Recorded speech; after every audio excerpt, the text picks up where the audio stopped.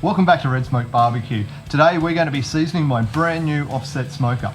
Now seasoning's a really important part of the process of getting a new smoker, so once you've built it, you want to season it, and seasoning will give you a nice protective coating inside your smoker to help you out maintaining it for the life of your smoker, and you get a lot more enjoyment if it's looked after and you don't have to keep maintaining it.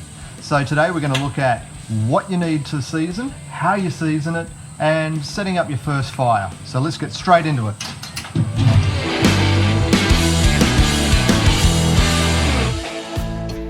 Today I'm seasoning my new Wildfire Longhorn Offset smoker. First thing we're going to do is open everything, because we're going to season the inside of the smoker, not the outside. And a good rule of thumb is season everything that's black inside the smoker. So these warming shelves that are got that silver coating, we don't need to do those, so we'll take them out. What we're going to do is actually spray the inside, and I'm going to use a canola oil spray, really easy to use. So we'll grab that, give it a big old shake, and then spray the inside of the smoker. I'm going to start with the doors, and we'll give it a nice even spray to start with, and give that a good coating. And once we've got that oil there, you can see it's a bit patchy, so we're going to grab a cloth and give it a wipe over and just even out that oil, and this will also make sure we cover every surface area inside the cooking chamber as well. Now we'll repeat that on the second door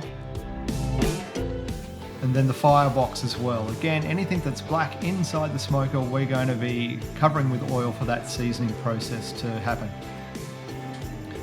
So we'll move on to the grates. Let's take all those out. So we'll take out the grates, and then all the dampeners, and finally the charcoal grates off the bottom as well, so that we can get into the body and fully cover everything with that oil as well.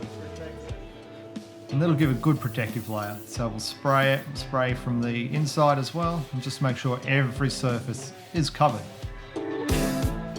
All right, now we're going to do those grates, the charcoal grates on the bottom first of all. Make sure, give them a bit of a spray on both sides. Doesn't matter if a bit of extra oil goes inside the chamber.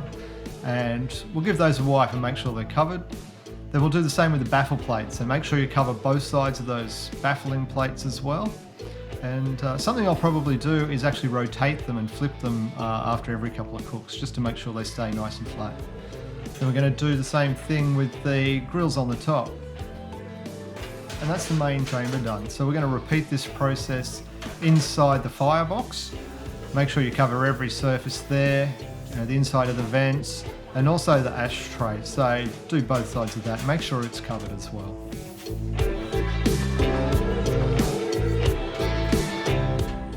Alright, and once you've done, everything will have that nice shiny oil coating. Don't touch it, because you want that to set nice and evenly. So you'll have your cooking chamber all covered as well, and your firebox. So now we're going to get on to actually setting the fire.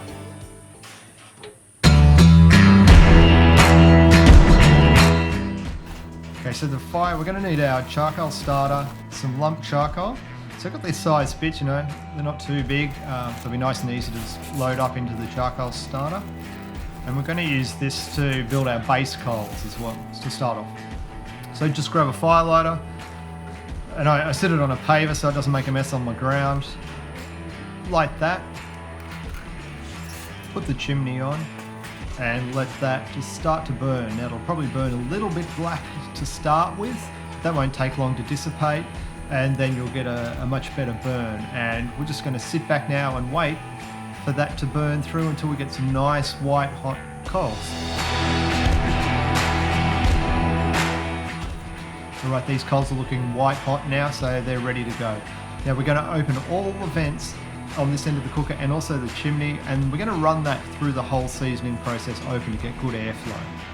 So we'll take our trusty gloves. I got these ones from Wildfire with my smoker, and we're going to pick up our chimney and go and pour those coals into the firebox. Okay, so those coals in the firebox are getting us to a temp around that 100 Fahrenheit. You can see it's pretty even across the chamber. And we're not developing too much smoke at all at this point. But it's only going to get us so far using those coals. And whilst they are hot, we really need to look at how we can increase that temperature, and we're really aiming for 150 degrees Celsius or 300 Fahrenheit, 1.5 to 2 hours to set that oil and give us a nice coating for the seasoning.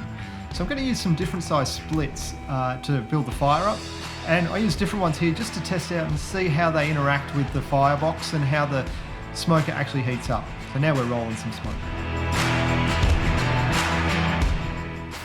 So we've been burning about half an hour, and let's just see where we're at with our temperature. We're looking for that 150 mark.